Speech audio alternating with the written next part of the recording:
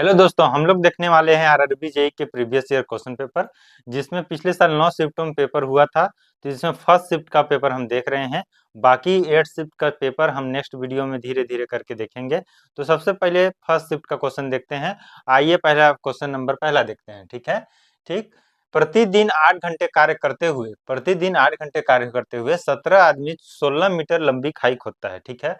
18 दिन खोदते हैं। 16 मीटर लंबी खाई खोदने के लिए कितने दिन लगते हैं? 18 दिन लगते हैं। 39 मीटर लंबी वैसे ही खाई खोदने के लिए 6 दिनों का समय दिया गया है। कितने दिनों का? 6 दिनों का। 6 दिनों खोदने के लिए कितने और, मतलब कि 17 आदमी तो है ही, उसमें कितने और आदमियों को ऐड कर दिया जाए, लगाया जाए, तो प्रतिदिन कितने घंटे काम हो रहे हैं? 9 घंटे काम हो रहे हैं। तो इसमें कौन सा फार्मूला लगता है? इसमें हम लगाएंगे एमडीएच फार्मूला अपना। क्या फार्मूला? एमडीएच फार्मूला। ठीक है। M D H. ठीक। और डब्ल्यू। ठीक। M1 D1 H1 और D1। ठीक। और इधर M2 D2 H2 और W2। ठीक है। ये इस फार्मूला से बनाएंगे। ठीक। तो सबसे पहले एम मतलब मैन पावर कितने लग रहे हैं? इसमें 17 लग रहे हैं। कितने लग रहे हैं? 17 लग रहे हैं। तो 17। डे कितने लग रहे हैं? डे लग रहे हैं 18 दिन। 18। और टाइम कितना? टाइम 8 घंटे डेली काम कर रहे हैं। ठीक। वर्क कितना हुआ? 26 मीटर का कितना हुआ? खोदाई हुआ। ठीक है। इसमें वर्क कितना करना है अपने को? ठीक। 39। और इसमें वह आदमी कितने? 17 तो पहले थे, और माने कि उसमें कितने और जुड़ गए? एक्स और जुड़ गए। ठीक। मान लिया उसमें कितने जुड़ गए? एक्स और जुड़ गया। कितने दिनों तक काम करना है अपने को? 6 दिनों में काम खत्म करना है। ठीक। और कितने घंटे डेली काम हो रहा है? 9 घंटे डेली काम हो रहा है। ठीक है। 9 घंटे डेली काम हो रहा है। ठीक। तो इसको अब अपन आप कट करते हैं। तो इसमें काटेंगे तो 13 दूना 26, 13 तिया 39। ठीक है। 3 तिहाई 9 हो गया। ये और ये 18 हो जाएगा। 18 से इधर कट गया, ये 4। ठीक है। 17 गुणित 4। और इधर से कितना बचा है? 17 प्लस एक्स। ठीक है। 17 प्लस एक्स। इसको 17 को इधर लेके आएंगे तो 17 गुणित 4 और 17। ठीक। बराबर में एक्स हो जाएगा। तो 17 गुणित कितना हो जाएगा? 3 हो जाएगा। बराबर में एक्स। तो एक्स का मान कितना निकल गया? 51 निकल गया। तो 51 इसका आंसर होगा। कितना होगा? 51 इसका आंसर होगा। एक्स बराबर कितना? 51। ठीक है। फिर नेक्स्ट क्वेश्चन की ओर बढ़ते हैं। ठीक।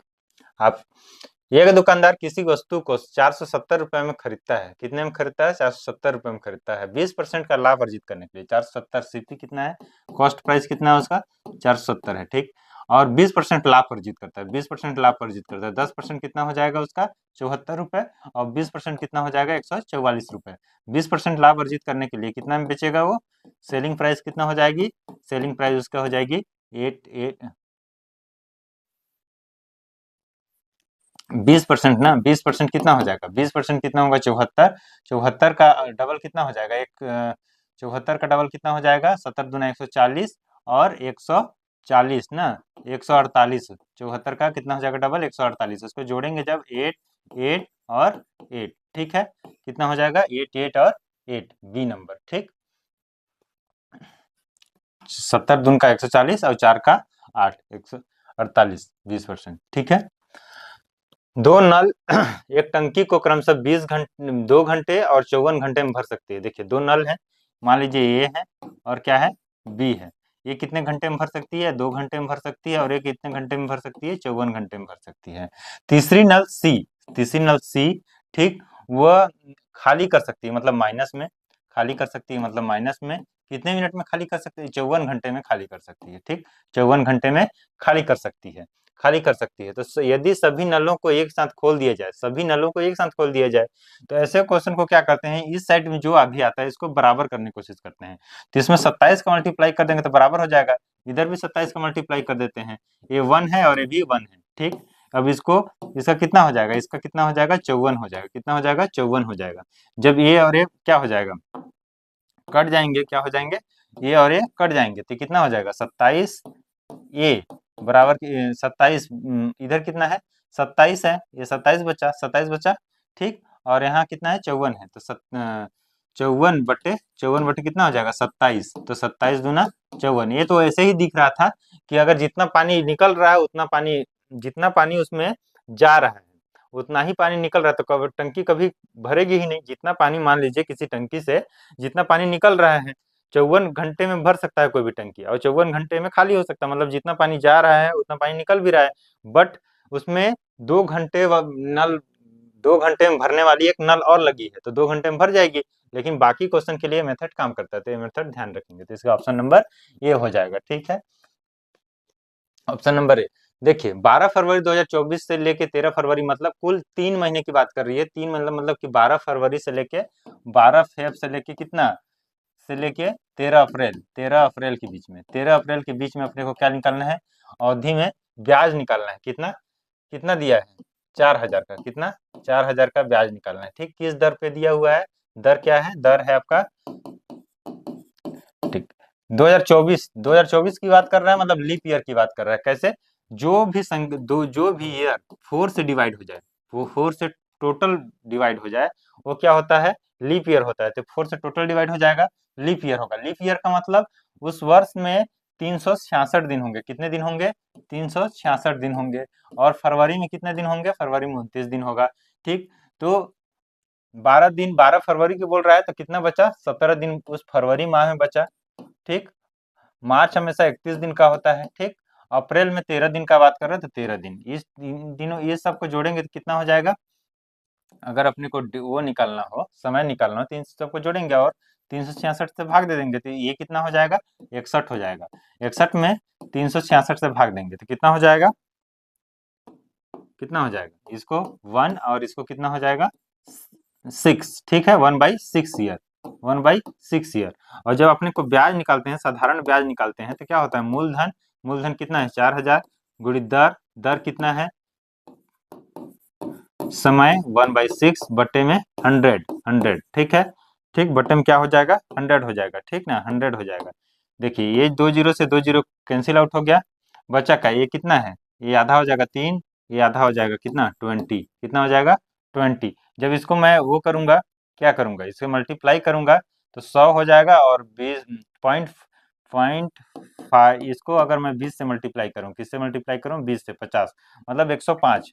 105 को मैं कितना, 3 से डिवाइड करूं तो कितना आ जाएगा, 35 आ जाएगा। कितना आ जाएगा, 35। ब्याज कितना हो जाएगा, 35 हो जाएगा। ठीक है, क्वेश्चन नंबर 5 की ओर बढ़ते हैं। ठीक, दिए गए आंकड़ों की माध्यिका ज्ञात कीजिए। तो सबसे पहले इसको क्रम से लिखे, बढ़ते क्रम में लिखें। तो पहले क्या, 52, ठीक, फिर 68, फिर 88, ठीक 88, फिर 90, 90, फिर कितना है, 110 है, और इसके बाद कितना है, 110 है, 110 के बाद 134, 152 और 180। ठीक है, 180। ठीक है, अब क्या हो गया, इधर से 3 चला जाएगा और इधर से 3 चला जाएगा। ठीक है, इन दोनों को टोटल करेंगे, 90 प्लस 110, इसको तोड़ के 2 से डिवाइड कर देंगे। ठीक है, तो कितना हो जाएगा, 200/2, तो कितना हो जाएगा, माध्यिका 100 हो जाएगा। ठीक है, माध्यिका निकालने के लिए क्या करते हैं, दोनों बीच में, अगर मान लीजिए 1 2 3 4 5 6 7 8 है, ठीक, अगर 7 रहता तो दोनों साइड का 3 3 निकाल देते, बीच का जो बचता है वो माध्यिका होता है। ठीक है, जैसे 9 होता तो दोनों साइड का 4 4 निकाल देते, बीच में जो बचता माध्यिका होता है। बट यहाँ पे वैसा नहीं है, यहाँ पे 8 है, तो 3 इधर का निकाल दिया, 3 उधर का निकाल दिया, बचा बीच में 2। अब दोनों को जोड़ के 2 से डिवाइड कर देंगे तो माध्यिका निकल जाएगा। ठीक है, अब बोला है यहाँ पे 1 प्लस, ठीक है, 1 प्लस, ठीक, 1 प्लस साइन ए, ठीक है, 1 प्लस साइन ए, 1 प्लस 1 माइनस साइन ए, 1 माइनस साइन ए, और मल्टीप्लाई में क्या है, 1 प्लस 10 स्क्वायर ए, 1 प्लस 10 स्क्वायर ए। ठीक है, इसको अगर जो इसका फार्मूला लगाएंगे तो कौन सा फार्मूला लगे, ए प्लस बी और ए माइनस बी, इसका क्या फार्मूला होता है, A square minus B square. तो A square minus B square sign, ठीक, ये हो जाएगा, और यहाँ पे क्या हो जाएगा, 1 प्लस 10 स्क्वायर ए हो जाएगा। ठीक, अब इसको क्या करेंगे कैलकुलेशन, तो क्या हो जाएगा, कॉस स्क्वायर ए, और ये क्या होता है, सेक स्क्वायर ए, डायरेक्ट फार्मूला होता है सेक स्क्वायर ए। ठीक, सेक कॉस स्क्वायर ए, और यहाँ पे क्या हो जाएगा, 1/कॉस स्क्वायर ए। कॉस क्या होता है, कॉस 1 नहीं, देखिए सेक ए क्या होता है, किसके बराबर होता है, 1/कॉस ए के बराबर होता है। ठीक, तो ऐसे लिख सकते हैं इसको। ठीक, ये कट कट गया तो क्या बचा, 1 बचा, तो इसका मान कितना हो जाएगा, 1 हो जाएगा। ठीक है,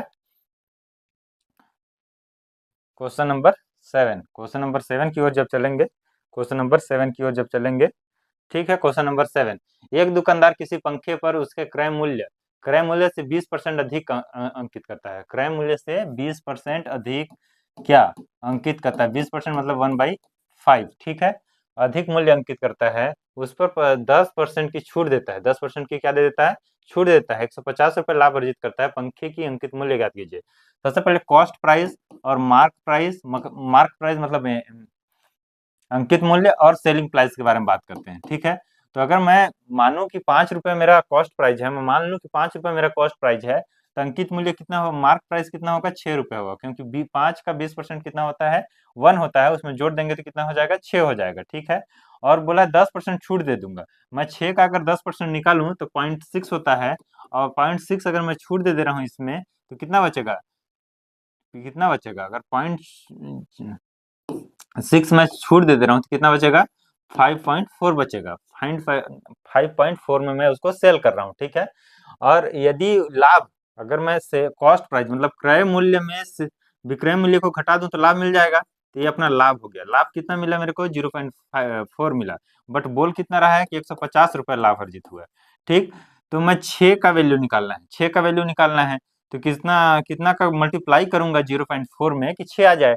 तो मैं इसमें देख रहा हूँ कि इसमें मैं 15 का मल्टीप्लाई करूंगा, 15 चौको 60, तो कितना हो जाएगा? यहाँ पे 6 आ जाएगा, 6 आ जाएगा।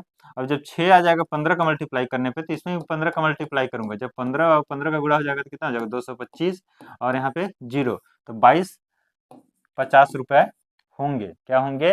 अंकित मूल्य कितना होंगे? 22.50 रुपए होंगे। अगर यहाँ पे कॉस्ट प्राइस की बात करता तो अपन इसमें कितना का मल्टीप्लाई करते थे? इसको कितना लाना रहता है अपने को? 5 लेके आना रहता है। कितना लेके आना रहता है? 5। अगर 5 मैं इसको लेके आता, जितना मल्टीप्लाई करने पे 5 आता, उतना ही मल्टीप्लाई इधर करता तो कॉस्ट प्राइस आ जाता अपना, ठीक। सेलिंग प्राइस लिख के आना रहता तो कितना?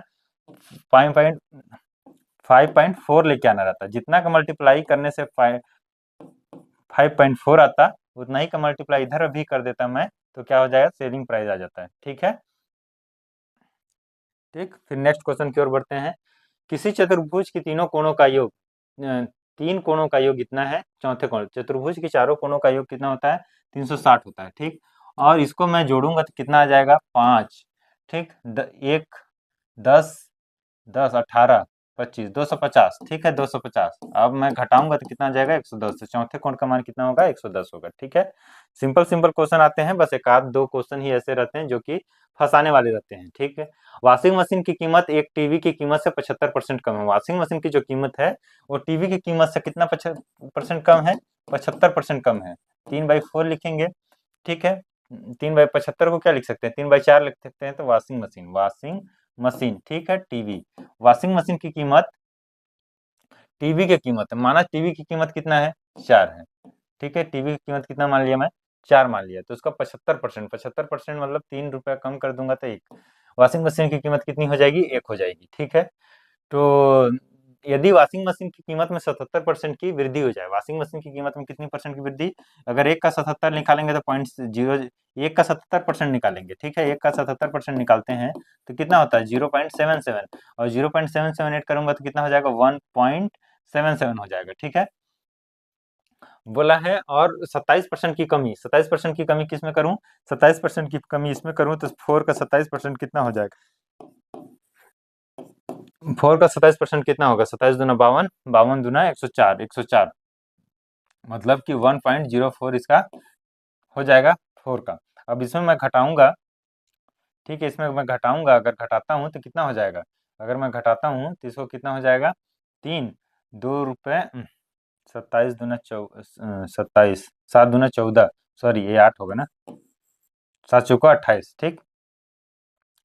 तो इसको मैं घटाता हूँ तो कितना हो जाएगा? 2.92, ठीक है। 2.92 इसका कीमत हो जाएगा, ठीक। अब बोला है कि 8 वॉशिंग मशीन और 2 टीवी के कुल कीमतों में परिवर्तन, मतलब पहले मैं कितना लिया? 8 वॉशिंग मशीन लिया, और कितना लिया? 2 टीवी लिया। फिर बाद में 8 वॉशिंग मशीन लिया और 2 टीवी लिया। जब इसको मैं गुणा करूंगा तो कितना हो जाएगा? 8 हो जाएगा। प्लस में इसको गुणा करूंगा तो 8 हो जाएगा, तो कितना हो जाएगा? 16, ठीक। इसको गुणा करूंगा तो कितना हो जाएगा? इसको गुणा करूंगा तो कितना हो जाएगा? 8 का अगर मैं गुणा करता हूँ इसमें 1. 77 में, 8 का गुणा करता हूँ 1.77 में, और 2 का गुणा करता हूँ 2 पॉइंट कितना हो जाएगा, ठीक है। तो बताइए कितना हो जाएगा, उसके बाद फिर देखते हैं, ठीक। तो इसका गुणा करेंगे तो कितना आ जाएगा, इसका गुणा करेंगे तो कितना आ जाएगा 14.16 प्लस, और इसका गुणा करेंगे तो कितना आ जाएगा, इसका गुणा करेंगे तो कितना आ जाएगा 5.84, ठीक है, 84 आ जाएगा। अब इसको जब जोड़ेंगे तो कितना हो जाएगा, इन दोनों को जोड़ेंगे तो कितना आ जाएगा 20 आएगा, ठीक। तो पहले कितना कीमत था, पहले 16 रुपये में आ जा रहा था वही चीज, अब 20 रुपये में आ रहा है, ठीक है। तो परिवर्तन कितना हुआ, 4 रुपये का बढ़ोतरी हुआ, वृद्धि हुआ, किस पे हो गया 16 रुपये में, पहले 16 रुपये था और फिर 20 रुपये हुआ, तो 4 रुपये की वृद्धि किसमें हुआ, 16 रुपये में, ठीक। तो लाभ हमेशा किसमें निकालते हैं, जिसमें परिवर्तन हुआ है, ठीक है। तो ये 1 और ये 4 कट गया, तो ये 25 हो जाएगा, 25% की क्या हो गई, वृद्धि हो गई, 25% की क्या हो गई, वृद्धि हो गई, ठीक है, 25% की वृद्धि, ठीक। क्वेश्चन नंबर 10 की ओर बढ़ते हैं। बोला है एक्स, हाँ 12 और 24 का तृतीय अनुपाती ज्ञात कीजिए, 12 और 24 का क्या निकालना है, तृतीय अनुपाती निकालना है, ठीक। एक्स है तो तृतीय अनुपाती निकालनी है, तो किसी भी चीज का ए बी और सी है, अगर मैं इसका तृतीय अनुपाती निकालना चाहूँ तो क्या होगा 1/b और b/c, सी क्या है तृतीय अनुपाती है, तो सी निकालने के लिए b² ये हो जाएगा, ठीक है। तो b कितना दिया हुआ है, 24 दिया हुआ है, और 24 का मल्टीप्लाई कर दिए, ए कितना है 12 है, तो सी कितना हो जाएगा, मतलब तृतीय अनुपाती कितना हो जाएगा, 12 दूनी 24, 24 दूना 48, ठीक है। तो तृतीय अनुपाती कितना हो गया, 48 हो गया, तृतीय अनुपाती कितना हो गया, 48 हो गया, ठीक है। तो बी, ऑप्शन नंबर बी, ठीक है। 10 विद्यार्थियों द्वारा प्राप्त अंक नीचे दिए गए हैं, इसमें बहुलक निकालना, तो सबसे ज्यादा संख्या जो रहता है वही बहुलक रहता है, सबसे ज्यादा क्या दिख रहा है 16 16 16, 3 बार दिख रहा है, और कोई है क्या जो 3 बार हो, नहीं 16, तो इसका आंसर कितना होगा, question option number D 16 answer होगा, ठीक है। कपड़े के 2 टुकड़ों की लंबाई 96 और 144 मीटर है, कपड़े की अधिकतम लंबाई कितनी है जिसके बिना किसी शेष दो- टुक- अ, किसी शेष के बिना बिना कोई शेष फल बचे दोनों समान रूप से काटा जा सके, तो इसका एलसीएम लेंगे, इस टाइप के क्वेश्चन में हमेशा एलसीएफ लेते हैं, कितना हो गया एलसीएफ, कितने एचसीएफ कितना हो जाएगा 96 और 120 का 48 हो जाएगा, कितना हो जाएगा 48 हो जाएगा, क्योंकि ये 2 बार में जा रहा है, इधर 3 बार में जा रहा है। वो एचसीएफ मतलब क्या होता है, highest common factor, highest common factor, highest common क्या होता है, फैक्टर होता है, ठीक है, common factor, highest common factor मतलब कि ऐसा मल्टीपल जो कि हाईएस्ट हो, ठीक है। तो 96 भी, 96 अगर लेते हैं तो 96 तो वो 96 से चला जाएगा, लेकिन इसमें 96 से नहीं जाएगा, शेषफल बच जाएगा, ठीक है। 48 ही एक ऐसा संख्या है, हाईएस्ट संख्या है, जो कि क्या बोलते हैं, उससे चला जाएगा, ठीक है। तो 48, ठीक है। और फिर नेक्स्ट क्वेश्चन की ओर बढ़ते हैं, नेक्स्ट क्वेश्चन की ओर बढ़ते हैं, ठीक। नेक्स्ट क्वेश्चन क्या होते हैं, कोमल ने वार्षिक रूप से चक्रवृद्धि 20%, 20% क्या 20%, ठीक, 20% मतलब कि कितना, 20% मतलब 20% मतलब 1.5, पहले 5 रुपए था कोई भी चीज, उसको अगर मैं एक वर्ष की बात करूं तो कितना रुपया हो गया, 6 रुपये हो गया, ठीक है। 5,000 की धनराशि निवेश किया, यदि उसे n वर्षों बाद इतना धनराशि प्राप्त होता है तो n वर्षों का मान ज्ञात कीजिए, ठीक है।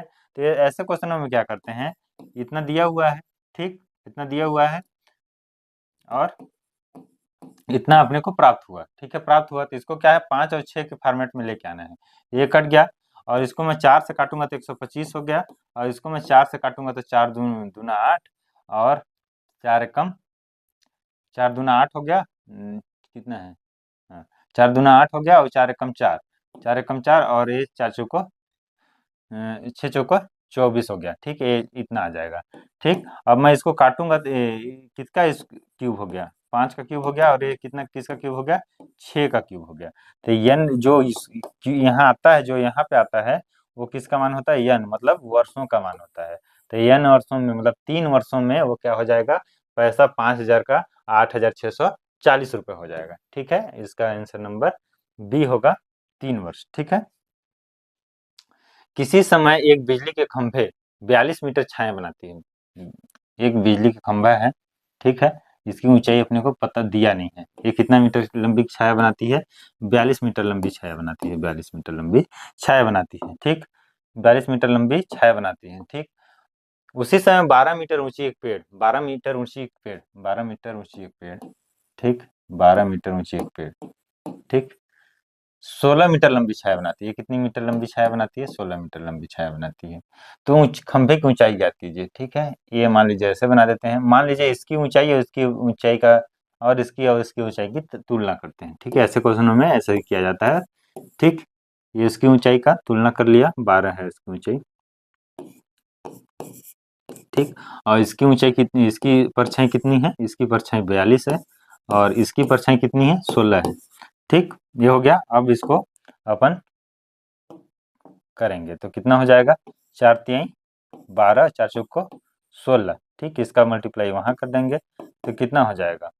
42 गुणित 3 और बट्टे में 4, ठीक है। तो इसका मैं डिवाइड करूंगा तो कितना हो जाएगा? 10 और 2 का डिवाइड करूंगा, पॉइंट लग जाएगा। 2 का डिवाइड करूंगा तो कितना? 5 और इसको 3 से मल्टीप्लाई करता हूँ तो 30, 31.5, 31.5, ऑप्शन नंबर डी, ठीक है। फिर नेक्स्ट क्वेश्चन की ओर बढ़ते हैं। 1 से लेके 51 तक के प्राकृतिक संख्याओं का क्या बोला है? औसत निकालना। तो पहला नंबर और लास्ट नंबर को जोड़ देते हैं और फिर 2 से डिवाइड कर देंगे तो कितना हो जाएगा? उसकी औसत निकल जाती है। तो कितना हो जाएगा? 46। कितना हो जाएगा? 46, ठीक है। फिर नेक्स्ट क्वेश्चन, इस क्वेश्चन में क्या बोला है? स्क्वायर निकालना है इसका, ठीक है। तो इसका सबसे पहले फार्मूला अपन जान लेते हैं। इसका फार्मूला होता है ए स्क्वायर बी स्क्वायर और सी स्क्वायर प्लस 2ab 2bc और 2ca, ये इसका फार्मूला होता है, ठीक है। तो इसमें सबसे पहले 9 दिया है, तो 9 दिया है तो क्या हो जाएगा? 81 a स्क्वायर, ठीक। और फिर 4 दिया है तो 16 बी स्क्वायर और 5 दिया है तो 25 सी स्क्वायर, ठीक। 2ab मतलब कि 9 और 4 36, 36 दूना 72 ab, ठीक है। 2bc मतलब 5 चौको 20, 20 और 40 bc, ठीक। 2ca मतलब कि 45 दूना 90 ca, 90 ca, यही इसका आंसर होगा, ठीक है। इसमें दिख रहा है मेरे को, ऑप्शन नंबर बी में दिख रहा है, ठीक है। कक्षा कक्षा 10 में 3 अनुभागों ए बी सी के कुल कितने विद्यार्थी हैं? 120 विद्यार्थी हैं, ठीक। कितने विद्यार्थी हैं? 120 विद्यार्थी हैं, ठीक। 120 विद्यार्थी हैं। तीनों अनुभागों का औसत अंक, तीनों अनुभागों का क्या है? औसत अंक। तीनों अनुभागों का औसत अंक कितना है? 85 है। तीनों अनुभागों का औसत अंक कितना है? 85 है। अनुभाग बी और सी का औसत अंक 88 है। अनुभाग ए का औसत अंक 78 है। अनुभाग ए के विद्यार्थियों की संख्या अपने को क्या निकालना है? विद्यार्थियों की संख्या निकालना है, ठीक है। अनुभाग ए के विद्यार्थियों की संख्या निकालना है, ठीक। तो सबसे पहले क्या करते हैं? देखिए ए बी सी में कि ए प्लस बी प्लस सी तीनों में कितने विद्यार्थी हैं? 120 विद्यार्थी हैं। औसत कितना दिया है? इसमें मल्टीप्लाई 85 का कर देंगे तो कुल अंक निकल जाएगा, ठीक है। बी और सी का औसत कितना दिया हुआ है? 88 दिया है, सॉरी, बी और सी का औसत 88 दिया है, विद्यार्थियों की संख्या नहीं दिया है। ए में भी विद्यार्थियों की संख्या नहीं दिया है, औसत दिया हुआ है। तो अपने को किसकी संख्या पूछी है? विद्यार्थियों की संख्या ए में पूछी है। तो ए में मैं मान लूं कि विद्यार्थियों की संख्या कितनी है? एक्स है, ठीक। एक्स है तो टोटल बचेंगे कितना? बी और सी में कितना बचेंगे? 120 माइनस एक्स। तो यहाँ पे क्या हो जाएगा? 120 माइनस एक्स, ठीक है। 120 माइनस एक्स, ठीक है। 120 माइनस एक्स और मैं इसकी औसत और इसकी औसत को जोड़ दूं तो इसके तीनों का औसत बराबर हो जाएगा। तो सबसे पहले क्या होता है? 78x ये का औसत और इन लोग का औसत को क्या करता हूं मैं? जोड़ देता हूँ। क्या करता हूँ? जोड़ देता हूँ, ठीक है। ये जोड़ दिया और फिर क्या हो जाएगा? इसके औसत के बराबर हो जाएगा, ठीक। 78x, ठीक। 120 डबल 8 माइनस, ठीक। ये हो गया और फिर इधर कितना बचा? 120 85। अब मैं इसको इसको और इसको घटा दूंगा तो कितना हो जाएगा? माइनस का 10x, ठीक है। इसको मैं इधर लेके जाऊंगा तो कितना बचेगा? 120, इसको घटाऊंगा 88 और यहाँ 85 है तो कितना हो जाएगा? 3, ठीक है। x क्या हो जाएगा? देखिए 12 गुणित 3, बचेगा 10 और 0 और 0 कट जाएगा तो 12 गुणित 3 बचेगा। तो एक्स का मान कितना हो गया? 36 हो गया। तो इसका आंसर क्या हो जाएगा? 36 हो जाएगा। इसका आंसर क्या हो जाएगा? 36 हो जाएगा। फिर नेक्स्ट क्वेश्चन की ओर बढ़ते हैं। नेक्स्ट क्वेश्चन क्या है? 1 से लेके 92 तक की प्राकृतिक संख्या, बस वही बताया था। इसको जोड़ के 2 से डिवाइड कर देते हैं, पहला और लास्ट, तो इसको डिवाइड करेंगे तो कितना आएगा?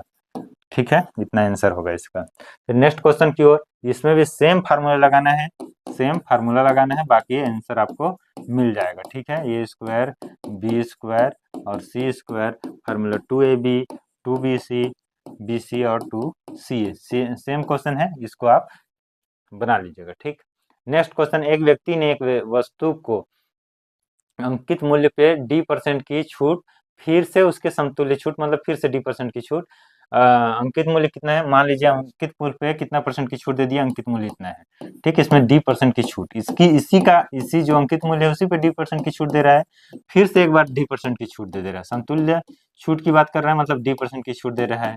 अब इतना छूट देने के बाद उसके पास बच कितना रहा है? इतना बच रहा है। ठीक है, तो मैं यहाँ से 1730 को क्या ले लेता हूँ? कॉमन ले लेता हूँ। 1 बच गया यहाँ, D/100 और नीचे D/100। ठीक है, और यहाँ बचा क्या इतना? 346। ठीक है, 346, 346। ठीक है, इसको मैं 176 से मैं कर देता हूँ, अगर डिवाइड, 10 बच जाता है। यहाँ पे कितना बच जाता है? 2 बच जाता है, 2 बच जाता है। ठीक है, ठीक बचेगा, हो जाएगा। अब इसके बाद क्या करते हैं? यहाँ पे मैं क्या करता हूँ कि इसको अगर जोड़ देता हूँ 2D/100, और यहाँ पे कितना हो जाता है? 2 इसको 10 को इधर लेके आ जाता हूँ। ठीक है, इतना हो गया। अब मैं यहाँ पर से इसको 100 में 2D, ठीक, ये हो गया, और बटे में 100।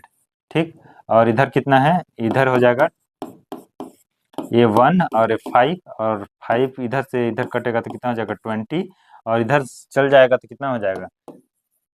2D, और इधर चल जाएगा तो 20, और इसको इधर ले आए, इसको इधर ले आए तो कितना हो जाएगा? इसको 80, 2D, D का मान कितना हो जाएगा? 40 हो जाएगा।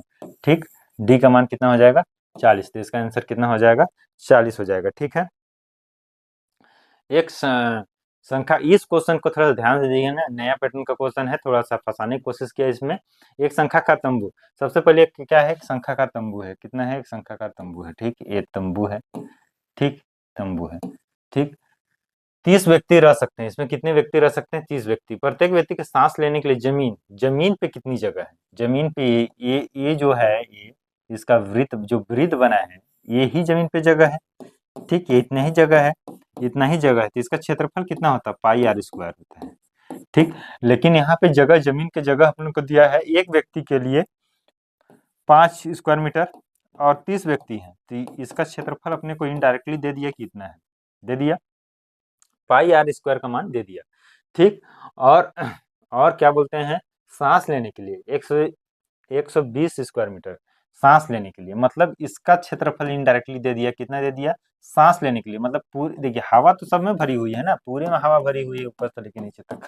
तो सांस लेने के लिए कितना? 30 में अगर मैं 120 का मल्टीप्लाई कर दूं, तो जो जगह बने, जो एरिया बनेगी, वो कितनी सांस लेने के लिए जगह होगी। और सांस लेने के लिए इसकी आयतन, अपने को शंकु का आयतन दे दिया। तो शंकु का आयतन होता क्या है? शंकु का आयतन होता है 1/3 πr²h। ठीक, और उसका क्षेत्रफल अपने को दे दिया इतना। ठीक, दे दिया। ठीक ना, उसका क्षेत्रफल अपने को उतना दे दिया। और अपने को क्या पूछा है? तंबू की ऊंचाई ज्ञात कीजिए। और अपने को देखिए πr² का भी क्षेत्रफल अपने को मतलब इसका भी मिल गया है। ठीक, मिल गया है मान। तो यहाँ पे क्या लिखेंगे? 1/3 लिखेंगे, इसका मान 1/150 लिखेंगे, h लिखेंगे, और यहाँ 30, 120। ठीक है, 120 लिखेंगे। तो अगर मैं इसको काटूं तो 0 से 0 कट जा रहा है, यहाँ से यहाँ कट जा रहा है। ठीक, 0 से 0 कट जा रहा है। 15 एकम 15, 15 दूना 30, ये हो गया, 15 दूना 30 हो गया, और h, ठीक है, 15 दूना 30, और कर लेंगे इसको, तो कितना हो जाएगा? कितना हो जाएगा? फिर अगर गुणा करता हूं मैं तो 6 हो जाएगा, 12 गुणित 6, और 12 छक 72। ठीक है, ऊंचाई कितना हो जाएगा? 72 हो जाएगा। ठीक है, ऊंचाई कितना हो जाएगा? 72 हो जाएगा। ठीक, समझ में आया? देख लीजिए, नया पैटर्न का क्वेश्चन है, थोड़ा सा इसको देख लीजिए। ठीक है।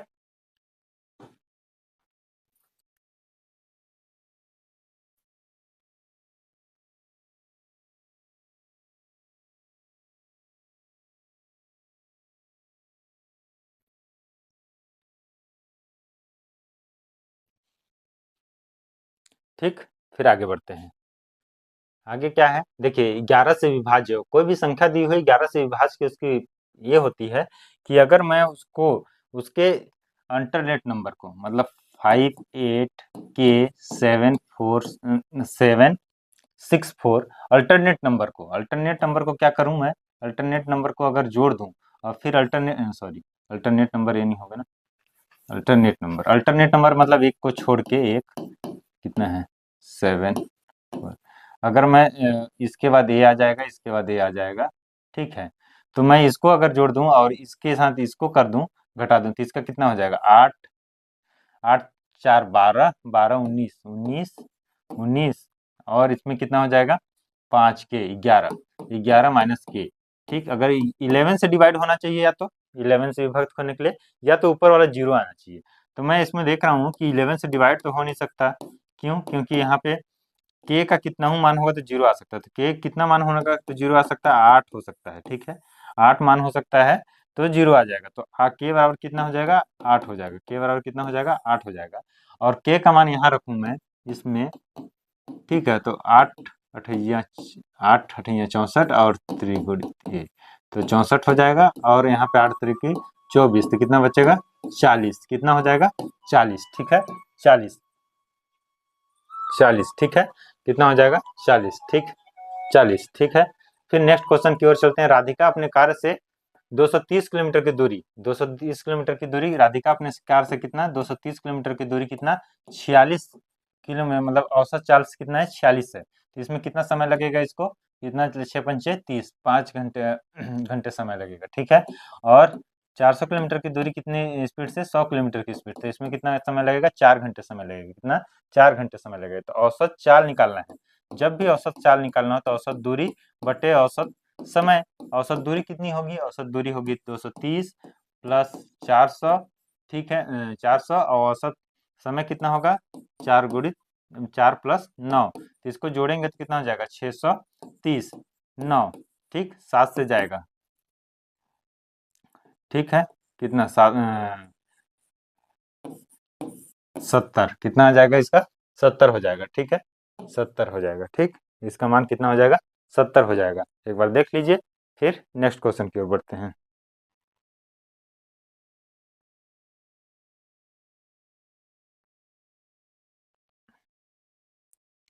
ठीक, नेक्स्ट क्वेश्चन की ओर बढ़ते हैं। तो नेक्स्ट क्वेश्चन क्या है अपना, नेक्स्ट क्वेश्चन क्या है, नेक्स्ट क्वेश्चन है यदि यदि किसी संख्या में 50% की वृद्धि कर दिया जाए, देखिए 50% की वृद्धि मतलब 1/2 50 को लिख सकते हैं। तो दो में 50% की वृद्धि, दो में कितना वृद्धि करेंगे, दो में एक का वृद्धि करेंगे तो 3 आ जाएगा, ठीक है 3 आ जाएगा, कितना आ जाएगा 3 आ जाएगा। तो 3 का मान कितना दिया हुआ है 2820 दिया हुआ है, कितना दिया हुआ है 3 का मान कितना दिया हुआ है 2820 दिया हुआ है, दो का मान अपने को चाहिए, ठीक है 2 का मान अपने को चाहिए, ठीक है। तो मैं कितना किससे एक का मान निकालने के लिए सबसे पहले क्या करूंगा 3 से डिवाइड करूंगा, इसको 3 से डिवाइड करूंगा तो कितना हो जाएगा 9 तिया 27, 9 तिया 27, एक एक बच गया, तो 940, 940, और 2 से डिवाइड जब करेंगे तो कितना हो जाएगा 1880, 2 का मान कितना हो जाएगा 1880। तो अपने को यही मान निकालना था, ठीक। अक्षत ने अपनी यात्रा 20 घंटे में पूरी करती है, अक्षत अपनी यात्रा 20 घंटे में पूरी करता है, यदि वो आधी यात्रा कितना 97 किलोमीटर चाल से और शेष दूरी को 95 किलोमीटर चाल से तय करता है, तो यात्रा की कुल दूरी कितनी, कुल दूरी ज्ञात करना है, क्या ज्ञात करना है इसमें कुल दूरी ज्ञात करना है, टोटल डिस्टेंस अपने को फाइंड आउट करना है। आधी दूरी 57 किलोमीटर के चाल से तय करता है, और आधी दूरी कितनी किलोमीटर की चाल से तय करता है 95 किलोमीटर की चाल से दूरी करता है, तय करता है, ठीक है। तो कितनी पूरी को क्या करना है अपने को, तो इसका एक फार्मूला होता है, देखिए इसका फार्मूला होता है टोटल डिस्टेंस, एक distance X Y, X plus Y total distance, ठीक है टोटल टाइम, टोटल टाइम। तो आधी आधी की बात कर रहा है जब, तो मैं इसको d/2 लिखूंगा, आधी आधी की जब बात कर रहा है तो d/2 लिखूंगा, ठीक है। जैसे कि 1/4 1/6 की बात करता है तो उस टाइप का लिखते हैं, जैसे आधी दूरी की बात कर रहा है तो 2 से मैं इसको डिवाइड कर दिया, बोला है कितना x कितना मतलब एक कितना है, और इसको जोड़ देंगे, क्या करेंगे इसको जोड़ देंगे, ठीक है। और टोटल टाइम कितना लग रहा है, 20 घंटे लग रहे हैं। कितना टाइम लग रहा है, 20 घंटे लगेंगे। ठीक, जब इसको अपन सॉल्व करेंगे, इसको सॉल्व करते हैं, अगर इसको जब अपन सॉल्व करेंगे, ठीक है, तो इसको ऐड करेंगे, इसको ऐड करते हैं तो कितना हो जाएगा, 12, 1, 10, 10 और 7, 5, 12, 1 हो जाएगा, ये 10 हो जाएगा, 10, 15, ठीक है, इतना हो गया। ठीक, गुणित 20 और इधर से भी 2 जाएगा, ये भी हो जाएगा। ठीक, ये भी हो जाएगा। ठीक, अब इसको मैं कट करता हूँ, तो इसको मैं कट करता हूँ तो इससे हो जाएगा, 2 से चला जाएगा, 2 से चला जाएगा तो 2 से चला जाएगा तो कितना बच जाएगा, 2 से 7 दूना 14, 7 दूना 14, 1 और 6 हो गया। ठीक है, ये हो गया।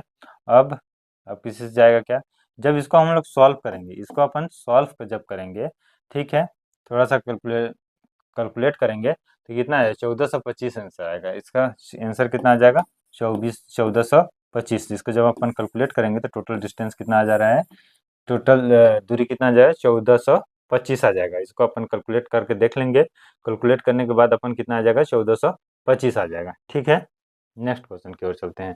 50 पुरुष एक कार्य को 12 दिन में कंप्लीट करते हैं, तो 50 दिन में कंप्लीट करने के लिए कितने होने चाहिए, तो ये 50 50 कट जाएगा, कितना हो जाएगा, 12 ही आंसर आ जाएगा इसका। ठीक है, ये सिंपल क्वेश्चन थे।